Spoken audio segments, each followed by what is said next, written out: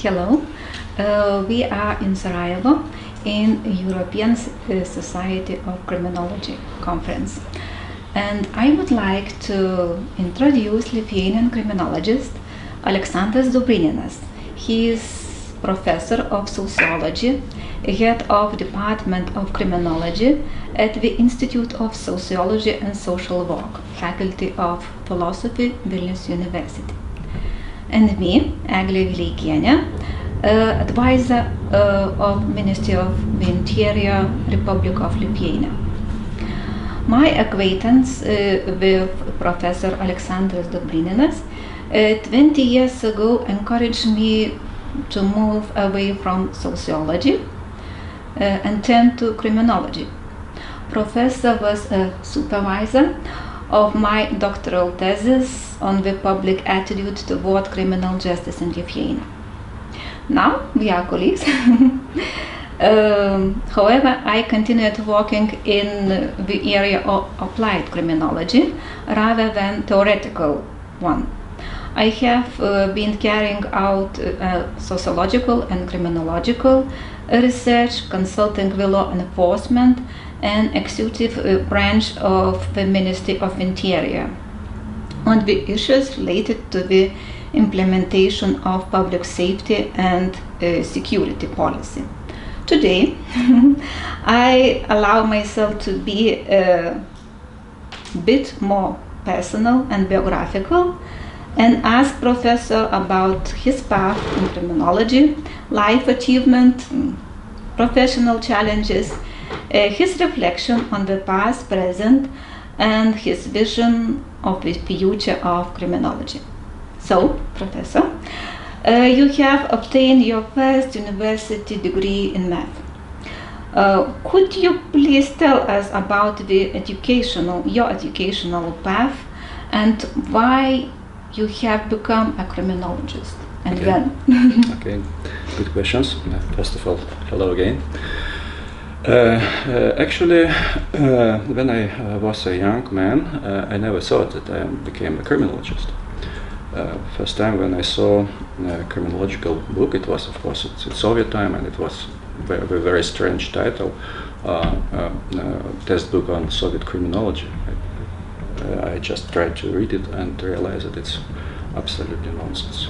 It's impossible to read and impossible to study it, and it's wasting of time. It's very boring. But later it happens that after graduating from university, I start to work at the Institute of Forensic Expertise. My work was connected with criminalistics, with application of mathematical methods in criminalistics. And in usage of IT technologies for code statistics, but at the same time we have a department of criminologists at the same institute, and young members of this institute just asked me to join their team and to do work, and they explained me that it's possible to apply mathematics into criminology. It was challenging for me. And by the way, my first criminological works appeared in 1980. It was devoted to what we call right now mapping analysis. I used mathematical methods for statistical methods for configuration and analyzing of distribution of crime in not in Lithuania, by the way, but in Latvia. It's happened.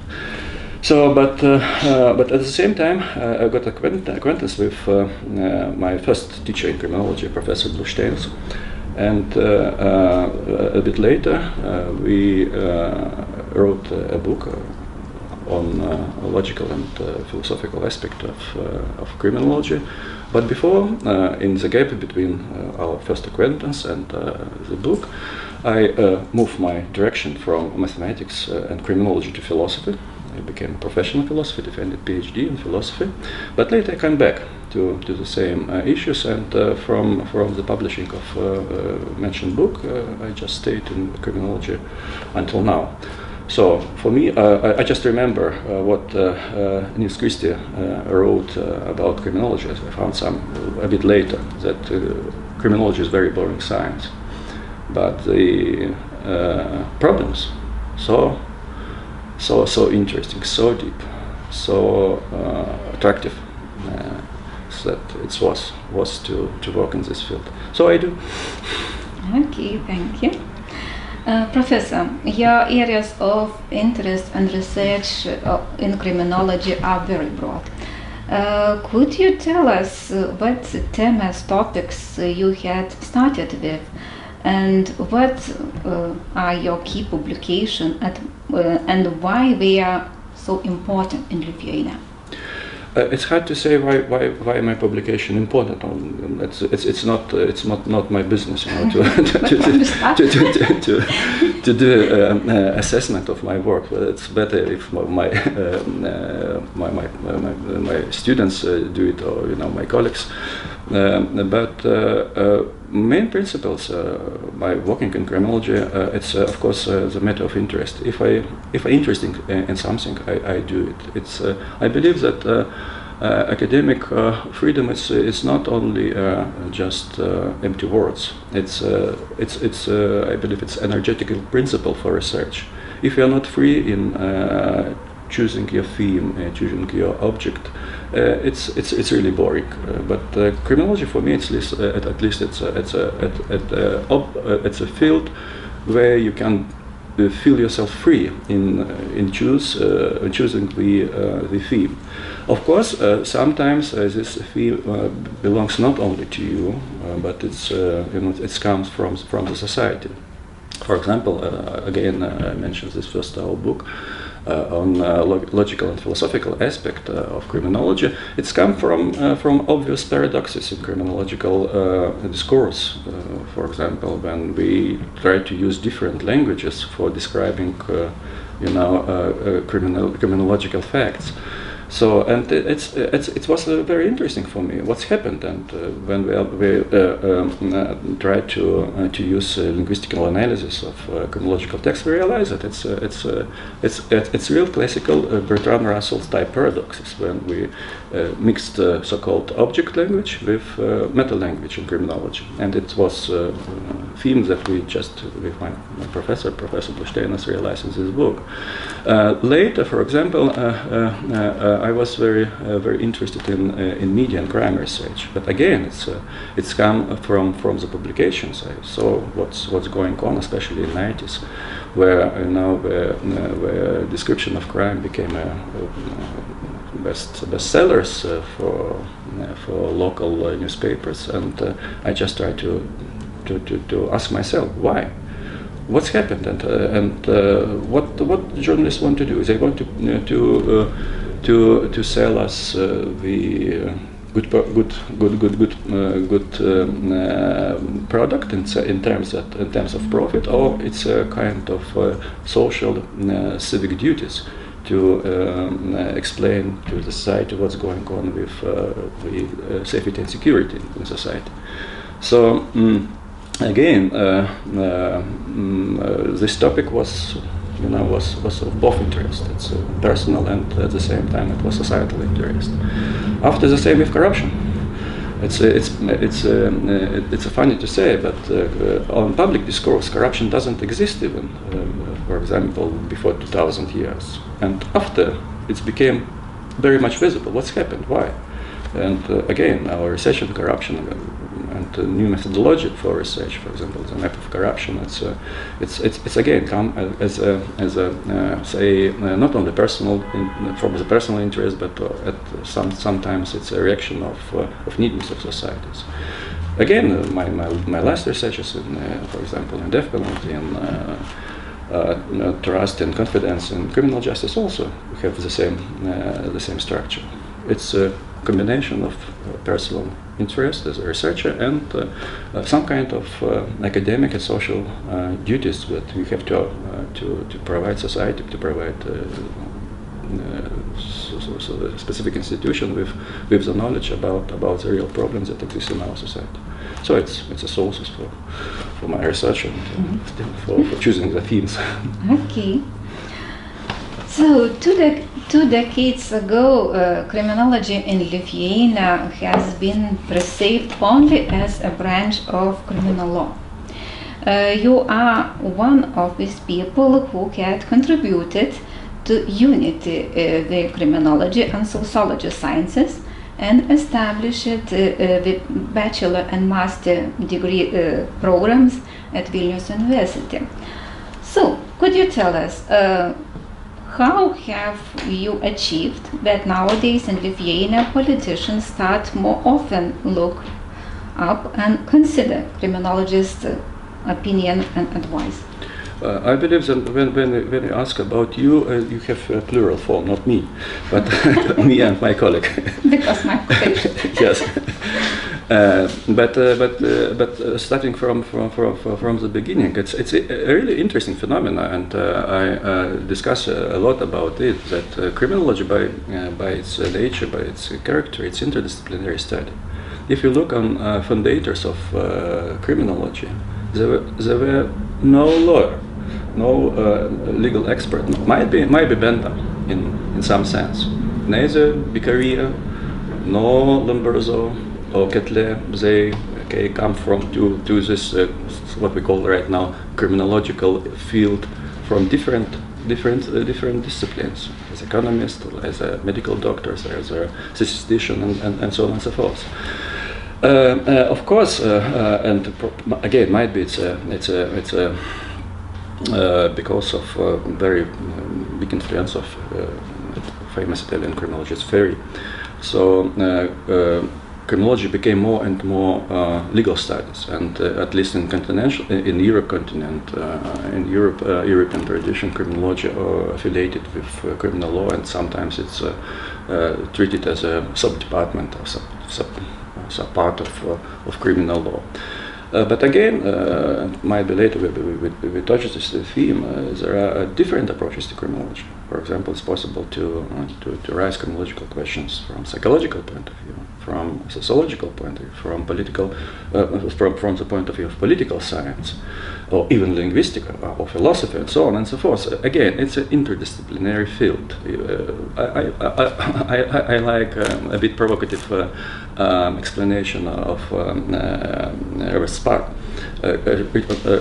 Richard Spark, sorry, who says that criminology does not exist as a science. It exists as a field where scientists from different departments could come and work for criminological issues. Together, yes. Sometimes successful, sometimes not.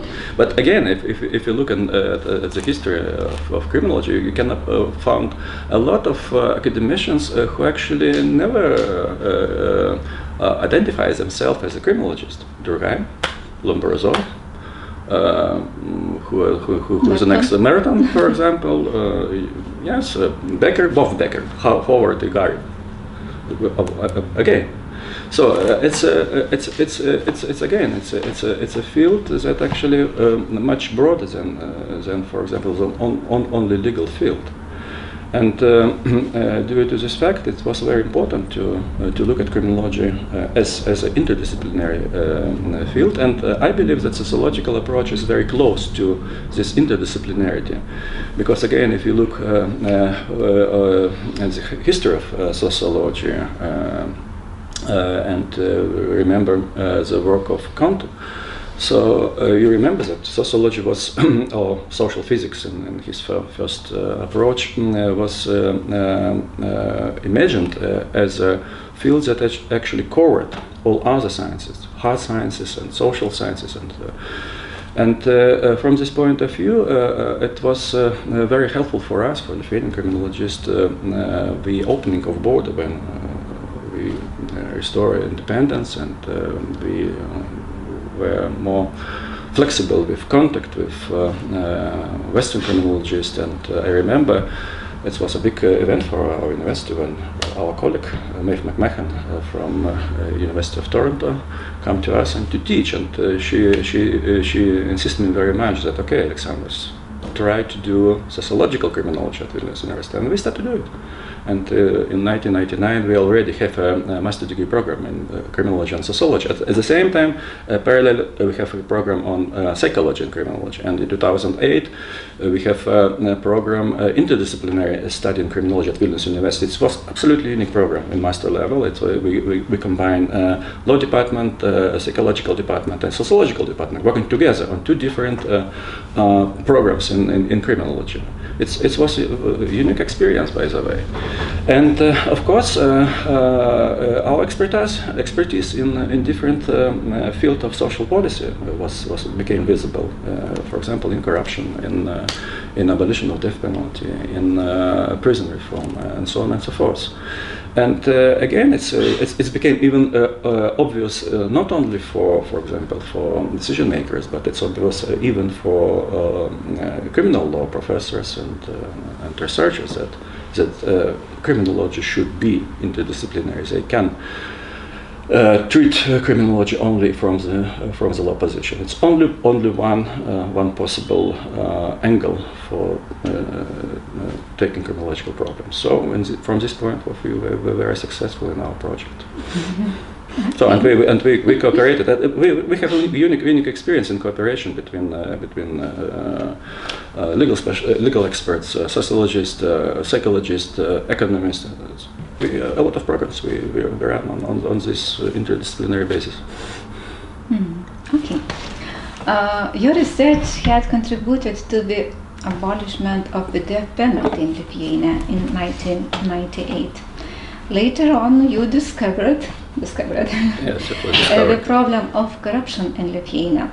What do you think are the main professional achievement in the field of criminology which you are mostly proud of? Oh, yes, I shouldn't be shy in this case.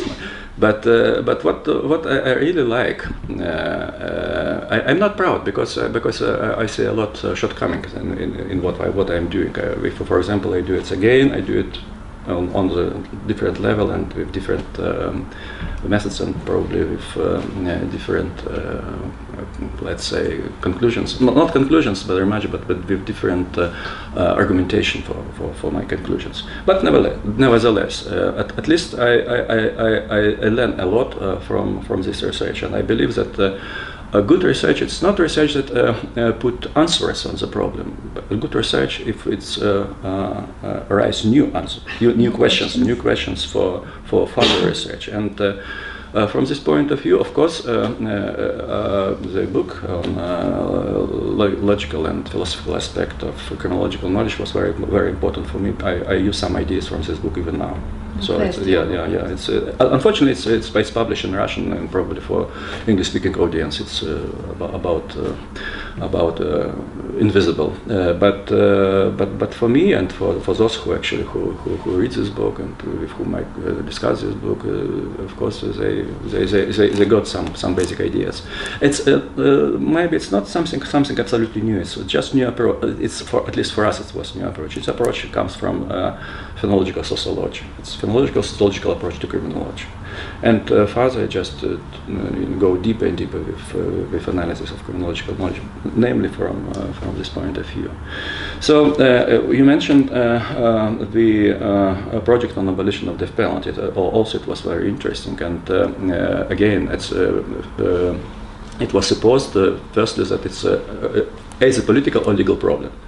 We can solve this problem only by these methods. But suddenly a politician realized that there is such an issue as a public opinion. So, and to lose confidence for among the voters, it's a political suicide, and they find themselves in a very strange position. From one point of view, European legislation requirements comes from the Council of Europe, require abolition of death penalty. From another point, when they saw on regular public opinion polls, about 80% of population for death penalty. And again, we come with our criminological knowledge in this case to look what's going wrong. Why are so afraid of public opinion? And I use just the idea of a famous British professor, Hood, who, in his analysis of public opinion poll, he advised, researchers that it's would be good to make a difference between just public opinion and just informed public opinion. And we do research where we put questions not only for just public opinion. For example, what do you think about the weather in Madagascar? Okay, it's nice, it's good. So what are you doing about the death penalty? Oh, of course, you should be restored. No, we have to inform a bit. Of course, it's again, if you look at methodology of sociological research, now this conditional question is not good. But we speaking. But again, it's question what we have to do with public opinion poll in criminal justice, or for example in criminology. Again, we have to go to the history of public opinion polls. It was equipment measurement firstly and primarily used for marketings, for evaluation of public relation on advertisement, on selling of goods and so on forth. And the question is a very important question. Do we have to use the same methodology for public policy research? Public policy research is the same as a marketing? We also sell and buy something in public policy, or we do something different? It's a fundamental question, by the way. And abolition of death penalty belongs not to the marketing. Abolition of death penalty belongs to the public policy. And we have to work with public policy research, and we have to configure our questions for public policy, but not for just selling and buying, some good ideas or some good slogans. So, and we just to modify questions. We put conditional questions. What do you for death penalty if, for example, a dangerous criminal would be isolated or resocialized and so on and so forth. And suddenly we get absolutely different results. So at least in some cases, about half of respondents was for abolition of death penalty in these conditional cases. So, and our result was we used in hearing of this case in Lithuanian Constitutional Court, and of course it's not only because of our research, but it's the argumentation we put it was at least was used in discussion in formulating final decision of court, and it's our attitude became visible not only for Lithuanians but also for the rest of Europe after we tried to share our experience in abolition process around Europe and also in the world, for example in Albania, in former Yugoslavia, in Armenia, Vietnam and China.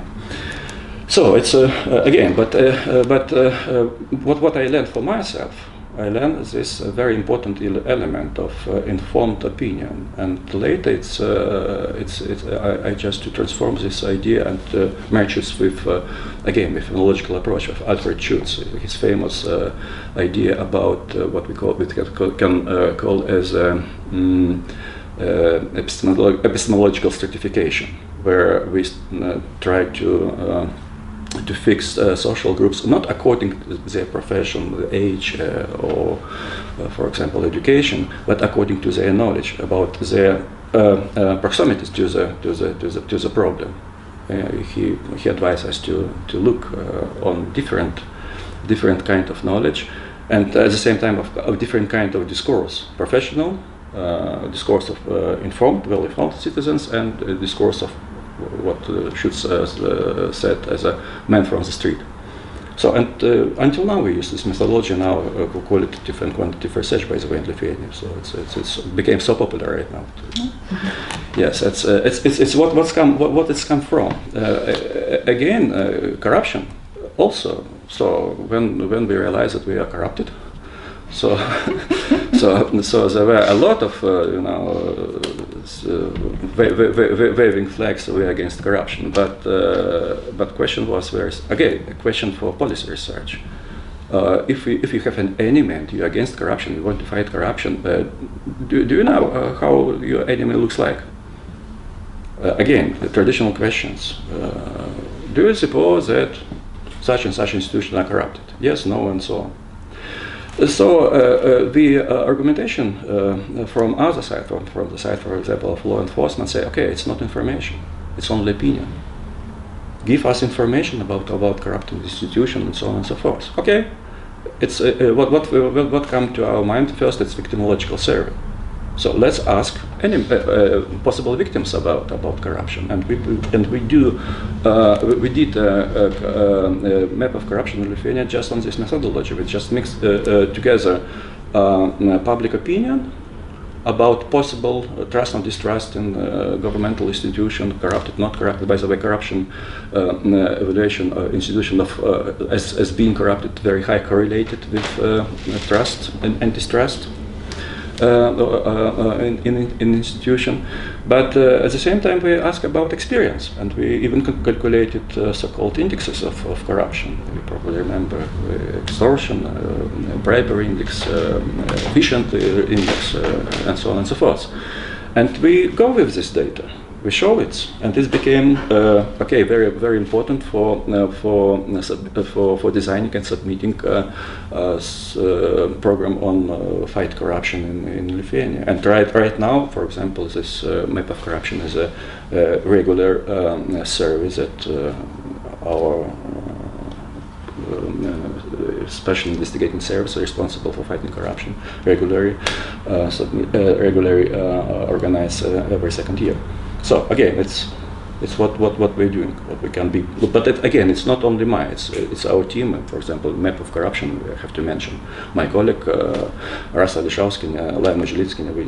We work together on this project, and it was successful. Okay. Okay. How do you imagine the future of criminology? For example, in 10 years. And what are the biggest challenges we can expect in the nearest future in Lithuania and in Europe? It's a very hard question. I'm very bad photoreologist.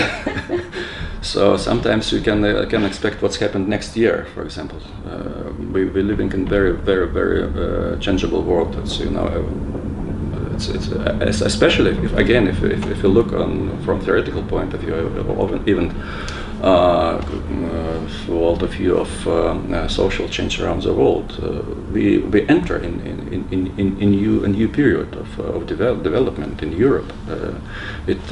First of all, it's a technological change. It's a change in our environment. We have new communication means. We create new standards for social communications, and this new standard has extremely big impact on social control, and contemporary social control. For example, there are a lot of research on panopticon system, or maybe synopticon system, that actually in another way in social control organized in observation, social control organized on controlling intentional or vision of object.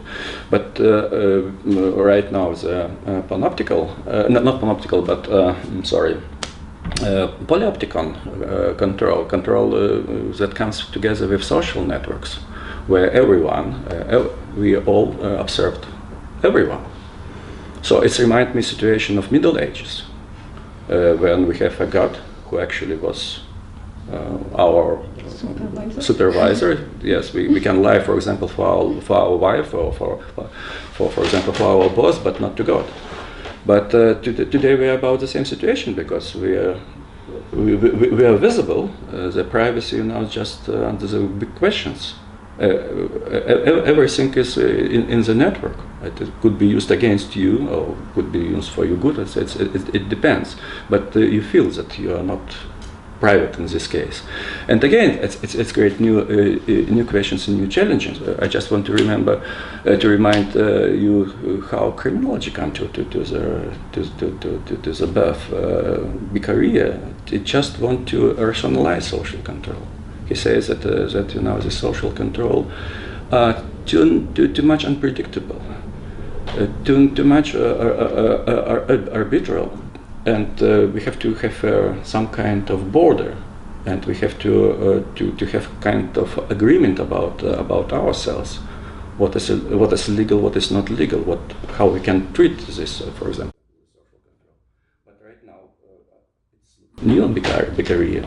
Vicariate 2.0, who actually again should establish some kind of rational background for new form of social control.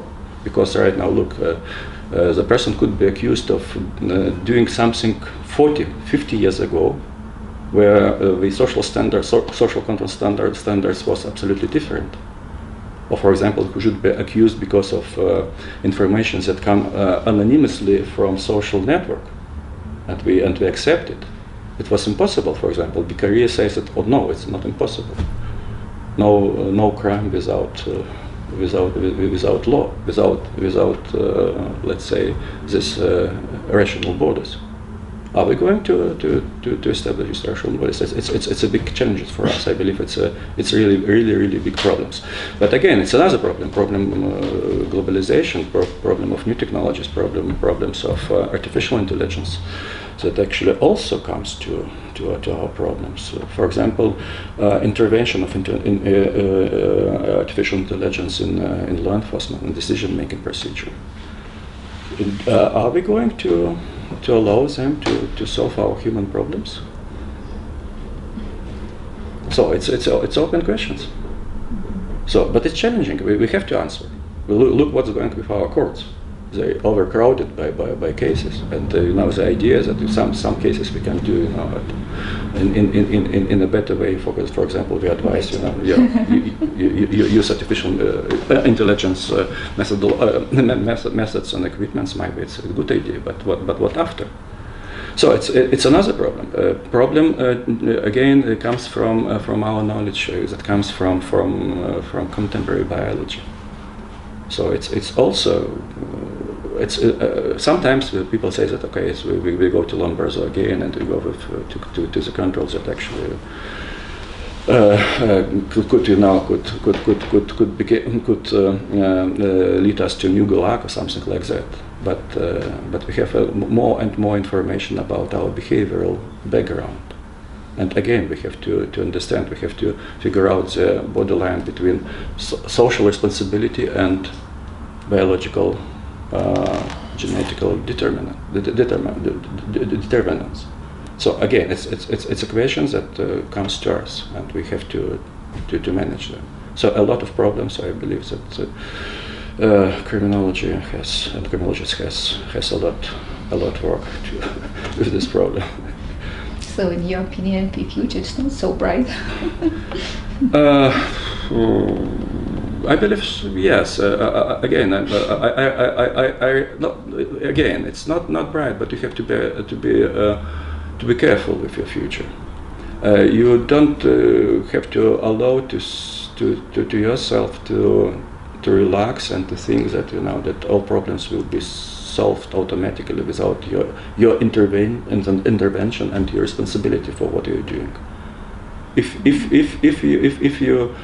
you forget it, okay, all problems comes immediately. Never be in such situation. And Aristotle says that okay, for example, if his famous phrase that war was a peace. So you have to be prepared for fighting in order to keep the peace. So it's okay. Professor, during your academic career, you had a chance to visit and work at various academic institutions and universities in Europe and in the United States. What kind of similarities and differences you can distinguish between European and American criminological approach, and how could both of them benefit from each other? As a sociologist, I have to be very careful because my sample is too narrow. I can do it generalization on the basis of my personal experience. But what is a similarity? Everywhere I can find a very bright, good, motivated students, very bright and very good, organized and very helpful colleagues. But of course, there are different attitudes to crime, different traditions, and this tradition again belongs to university. Again, if we speak about Europe, I just mentioned before that in Europe, criminology usually affiliated with criminal law, and criminal law and let's say teaching of criminal law has its own culture, own tradition. It's not the same, like for example, like teaching in Department of Liberal Arts or sociology, for example. It's different. Again, if we go to U.S. universities, it depends what kind of criminology you choose. If, for example, it's administrative criminology, yes, it's a lot of managerial elements, and it's, for example, I believe it's sometimes it's very helpful, especially for organizing a law enforcement institution and so forth. But if you are interested in raising questions and now just on challenging structure, of course, go to the critical approach. A cultural approach is different. It's more provocative, more, how to say, not so standardized as, for example, this could be in another department. Again, it's hard to say, but again, sometimes we have to choose programs. For one program, it's better to go, for example, to US. For another, maybe to Great Britain. For other, might be in Italy or so. It depends. Again, what we can see right now, it's in the process of globalization, and that standards became more and more equal everywhere. Of course, sometimes it's a good, but sometimes it's maybe not very good, because there are some national peculiarities, and I believe that criminology should be addressed not only to the global world, but also should be addressed to the national tradition, national countries, and the differences are obvious, cultural differences are obvious. Okay. Professor, you are one of those who proposed and later organized the European Society of Criminology Conference in Vilnius in 2011. Could you tell us what is your role in this organization? I'm a member of this organization. I'm a member. No, okay. So I'm really not a big boss in this structure. I joined the society in 2002, I believe, so 3 something. It was my first time that I visited a conference in Helsinki. And I find a lot of nice people. Some of them I knew before, from our Baltic criminological network, from our inter-university relations. So I start to regularly participate in conference in some mini projects. And yes, it was ideas that it would be good to organize some conferences, not only in the well-known criminological centers in Europe, but to organize, to use the conference as a mean for criminological expansion in the areas where criminology was not very mature and not very well developed. So I like this idea. For example, if we speak about Lithuania, we have some tradition, criminological tradition, but it's nevertheless criminology in Lithuania is very, how to say, very young science. Especially having in my previous Soviet heritage, where actually it was not academic criminology, it was idealized criminology, so-called kind of Soviet criminology, where you are not allowed to seeking truth. You are probably seeking some values that actually already discussed by other politicians. So, and from this point of view, of course, development of criminology and establishment of new links with criminologists from the Western University and academic institution was a very good idea, and we discussed this idea with our colleagues. I became a member of the board, and we discussed this issue with Marcella Ebe, with Mike Tonry, with Julian Roberts, a lot of people. I just don't want to mention all of them, and they say, okay, it's a very great idea. Let's go to Vilnius and let's organize a conference.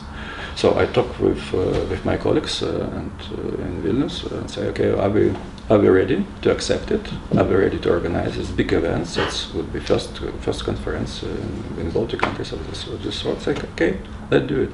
And again, it's not my merit. It's a work of our team. We have very good team, very good young, let's say, criminologist team. We belong to this team, by the way. So and I believe we were very much successful. And this initial idea that such kind of conferences could facilitate development of criminology in the country, it was absolutely great. It's verified, at least in Lithuania. Development of criminology after conference, immediately go up. It became obvious that criminology is a good science. For example, what you mentioned about our educational programs, it's another big achievement. No.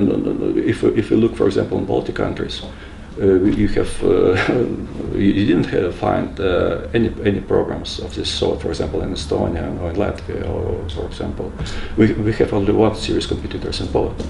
From this point of view, so probably not competitors, but they are friends. But nevertheless, they do about the same.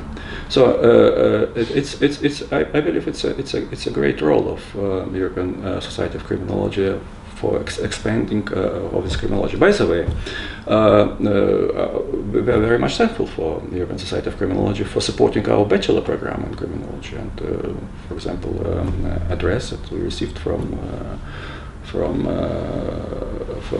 EC was very helpful in our discussion with the Ministry of Education in Lithuania, with our educational bosses. So I believe that it's a very great job. Again, it's not me, it's a team. But we just colleague and we do the same. Okay, and the last questions. Okay. Criminology and gender. What do you think about women criminologists and how they have contributed to the field of criminological research? Okay, so it's popular feminist criminology theme. So it's feminist criminology. It's wrote a lot of books, and again, it's a problem of power. So musculism and power, and where for example domination of men in society, at the same time could be observed in domination of men in academic societies. So, and from this point of view, of course, if we speak about gender questions, social roles are equals in this case. They should not be treated as a biological roles. It's obvious, and of course we have to this kind of equity should be achieved if we speak about development of science. And I think that what's happened, for example, in 19th century in criminology, of course, it really was man criminology. And please remember what Lamberto wrote about women criminals, and so, but his daughter was a good criminologist.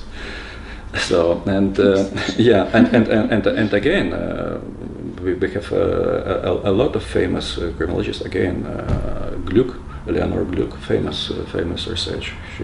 She's excellent. Just so I don't mention contemporary criminologists that are women, and again, in this case, I might be share the same idea as ancient philosopher Plato said about guardians in the state. No, never mind who you are. You are man or woman. If you can do it, do it. So it's only only one criteria: professionalism.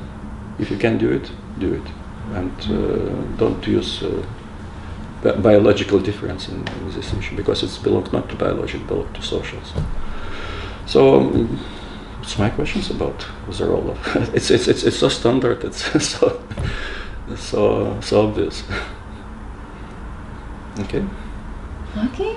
Thank you for the interview. It was a great pleasure for me. Thank you. Thank you for your questions. Thank you for your time.